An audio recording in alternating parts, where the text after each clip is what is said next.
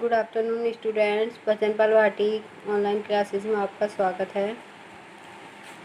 Fifth chapter चल रहा है हमारा। फिफ्थ चैप्टर का नाम है व्यवसाय की उभरती हुई प्रणालियाँ, इंग्लिश में एमरिंग मॉडल्स ऑफ बिजनेस। तो कल हमने इसका इंट्रो पढ़ा था, ठीक है, बिजनेस का, जिसमें हमने बताया था पहले वस्तु से वस्तु का विनिमय होता था, फिर आपकी हमारा जो बिजनेस के होता था हस्तगत होता था, मतलब कि फेस टू फेस होता था। लेकिन अब कहीं पे भी जाने की ज़रूरत नहीं होती है, घर बैठे ही बिजनेस किया जा सकता है, ठीक है। जिसे हम घर बैठकर करते हैं वो इंटरनेट के माध्यम से बिजनेस किया जाता है, ठीक है। उसके लिए हमें पीसी की ज़रूरत होती है, लैपटॉप की ज़रूरत होती है, अपने मोबाइल की ज़रूरत होती है, जिसके माध्यम से आपका ई बिजनेस किया जाता है, ठीक है। देखो, ई बिजनेस के बारे में आज डिटेल से और जान लेते हैं थोड़ा। जो हमारा इंटरनेट है, इंटरनेट को सब जानते हैं आज के टाइम में, और उसका प्रयोग भी करते हैं, ठीक है। सब करते हैं, बच्चा बच्चा करता है। 12th पास करके ही सब बोलने लगते हैं हमें मोबाइल चाहिए। फिर उसमें व्हाट्सएप चलाते हैं, फेसबुक चलाते हैं। किसके माध्यम से चलते हैं? सब इंटरनेट के माध्यम से चलते हैं, ठीक है। तो सब बच्चे आजकल इंटरनेट को जानते हैं। छोटा सा बच्चा भी, फर्स्ट क्लास का बच्चा भी इंटरनेट को जानता है, ठीक है। तो हमारा जो व्यापार है, व्यापार में भी आपका इंटरनेट का प्रयोग किए जाने लगा है। पहले व्यापार में इंटरनेट का प्रयोग नहीं किया जाता था, केवल इंटरटेनमेंट के लिए इंटरनेट का प्रयोग किया जाता था, या फिर कोई आपको पढ़ाई से संबंधित कुछ देखना था तब आपका इंटरनेट का प्रयोग किया जाता था। लेकिन जो आज के टाइम में सबसे ज़्यादा इंटरनेट का प्रयोग किया जा रहा है वो बिजनेस में किया जा रहा है, ठीक है। बिजनेस में किया जा रहा है, या नहीं, कोई भी आप चीज़ है कोई ऑनलाइन मंगा लेते हो फटाक से, या आपका मोबाइल हुआ, जूते हुए, चश्मे हुए, फटाक से आप मोबाइल इंटरनेट अपनी मोबाइल की सहायता से, अगर आपके मोबाइल में इंटरनेट है तो आप घर बैठे ही अपनी चीज़ों को मंगा लेते हैं। तो इस प्रकार से व्यापार भी इंटरनेट से अछूता नहीं रहा है। व्यापारिक क्रियाएं जो हस्तगत रूप से की जाती थी, जो हमारी व्यापारिक क्रियाएं हैं पहले हस्तगत की जाती थी, जो हमें पूरा रिकॉर्ड था, हाथ से लिखना पड़ता था कॉपियों में, ठीक है। उसका हिसाब किताब व्यवसाय का कैसे लिखा जाता था, हस्तगत होता था। लेकिन अब इंटरनेट का प्रयोग हो गया है, तो सब चीज़ें इंटरनेट के माध्यम से ही की जाती है। हिसाब किताब भी इंटरनेट के माध्यम से लैपटॉप में कर लिया जाता है। हम थोड़ी देर कुछ दिन पहले बहुत ऐड आती थी उसकी, खाता बही के लिए, ठीक है। तो इंटरनेट के माध्यम से आप अपने मोबाइल में खाता भी बना सकते हो, सारा रिकॉर्ड रख सकते हो।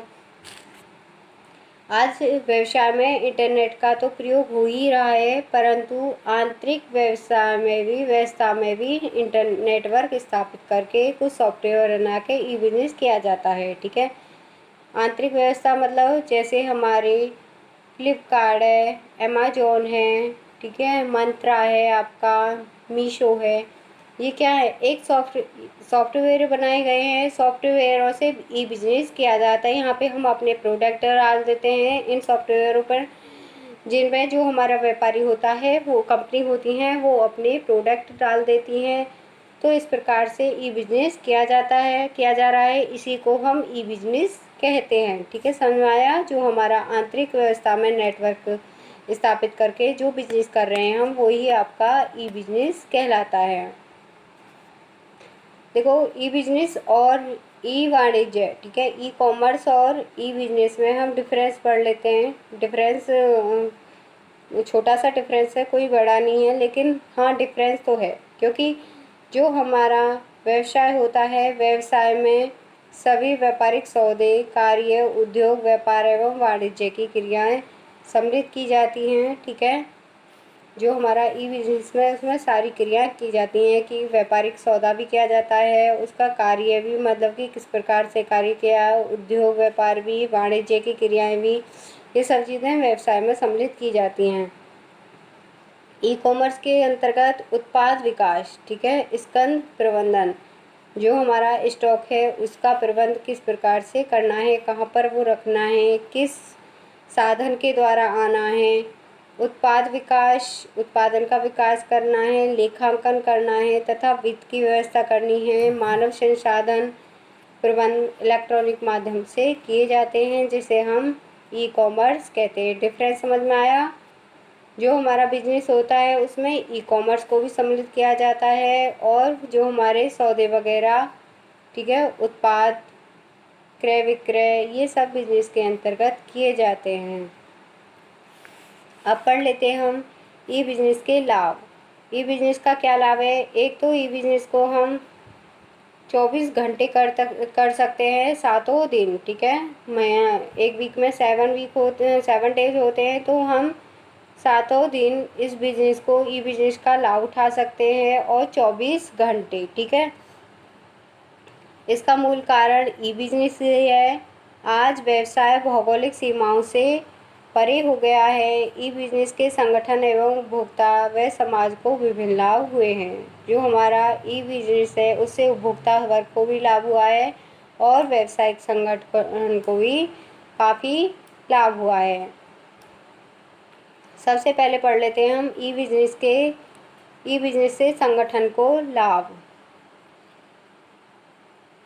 संगठन को क्या क्या लाभ हुए हैं? भौगोलिक सीमाओं से परे का व्यवसाय। जो हमारा ई बिजनेस है भौगोलिक सीमाओं से परे है। परे कैसे है? ई बिजनेस द्वारा व्यापारी कभी भी व्यापार कर सकता है, कहीं भी व्यापार कर सकता है, ठीक है। ऐसा ही नहीं अपने देश में ही कर सकते हैं, या अपने जो स्थानीय लोकल एरिया है उसमें ही हम बिजनेस कर सकते हैं। ई बिजनेस से हम ऑल वर्ल्ड, ठीक है, होल वर्ल्ड, पूरे संसार में बिजनेस कर सकते हैं, ठीक है, घर बैठे।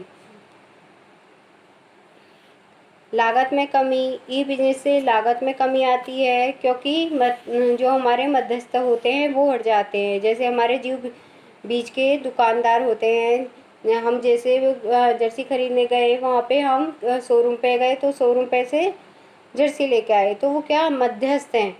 लेकिन अगर हम ई बिजनेस से व्यापार सामान को मंगा रहे हैं डायरेक्ट, ठीक है, तो उससे क्या होता है, लागतों में कमी आ जाती है, ठीक है, तथा उपभोक्ता भी बढ़ जाते हैं, जिससे कम लागत पर अधिक निर्माण हो जाता है। उपभोक्ता तब तक कम समय से जल्दी उत्पाद उपलब्ध कराया जा सकता है। जो हमारा उपभोक्ता है उसे कम समय में ही जल्दी उत्पाद उपलब्ध कराया जा सकता है। प्रतिस्पर्धा। जो हमारी छोटी छोटी फर्में हैं वो बड़ी फर्मों से प्रतिस्पर्धा कर सकती हैं, क्योंकि सारा कार्य आपका व्यावसायिक साइटों पर डाल दिया जाता है।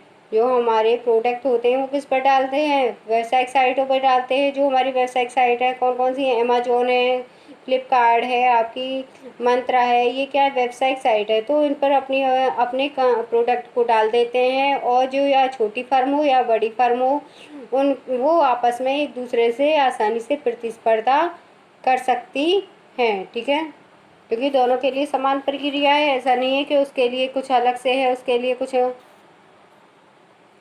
प्रारूप निर्माण का सरल होना। इंटरनेट पर बहुत सारी जानकारी उपलब्ध होती हैं।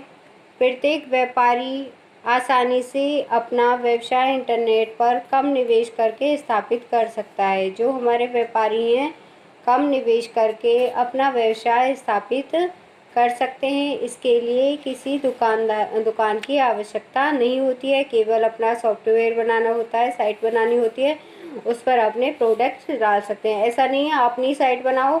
जो हमारी साइटें होती हैं उन पर विभिन्न कंपनियों के प्रोडक्ट बने डले रहते हैं, एक कंपनी के थोड़ा ना रहते हैं, ठीक है।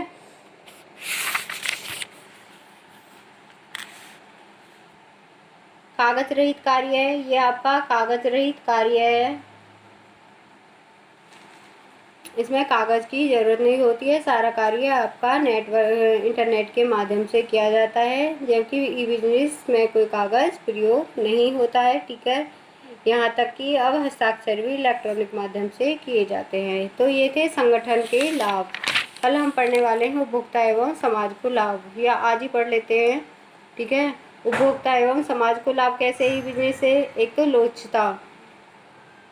लोचता बढ़ गई है, क्योंकि जो हमारा मांग एवं पूर्ति थी, अगर हम दुकान पर कोई शॉप खोलते हैं तो उसमें हम माल को मंगाते हैं और उसकी पूर्ति करते हैं, ठीक है।